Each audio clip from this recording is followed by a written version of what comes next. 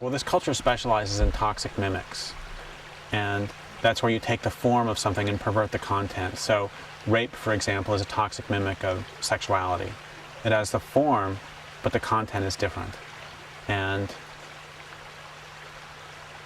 we could make a whole list of toxic mimics, and one of the toxic mimics here is this identification with the larger whole.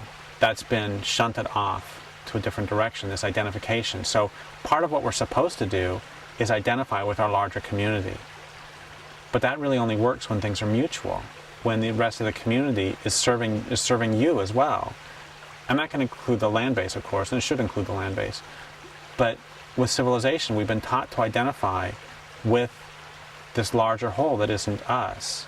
I mean, a great example, the other day I was talking to a friend who said, wow, we lost a lot of refineries in Katrina, didn't we?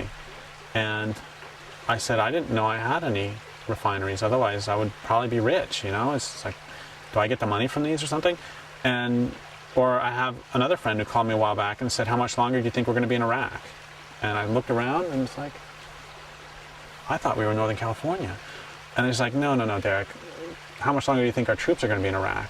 I said, I got troops? Oh, that's great. Can I tell them to go blow up a dam for me or something? And it's like, this is why I only call you about once a month, Derrick. And so I think we're taught early on to identify with the system. I think that's one reason why we identify with it. We're taught all the time, we're doing this. It's like, you know what? We're not doing this. We're not deforesting. I'm not deforesting. I'm not doing it. And I actually oppose the people who do it, and the organizations, institutions who do it. The organizations and institutions which do it. There you go. There's a problem.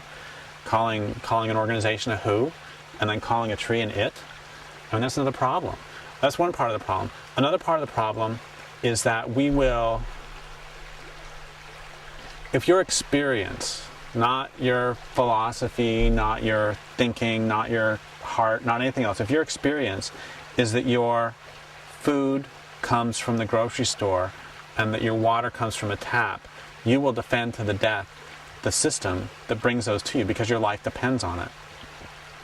If, on the other hand, your experience is that your water comes from a stream, imagine that, people used to actually drink from streams. I mean, how quaint is that?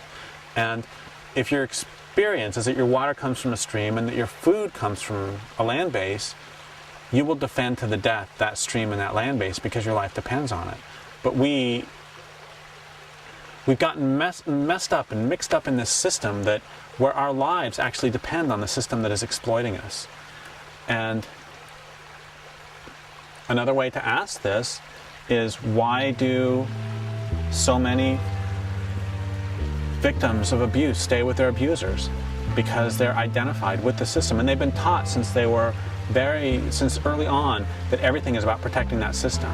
So it's the same. The system is abusing and destroying us, and we've been taught from very early on to identify with that system. Because if we identify with the system, then we're fighting us and it, as opposed to simply fighting it. And that's much more difficult.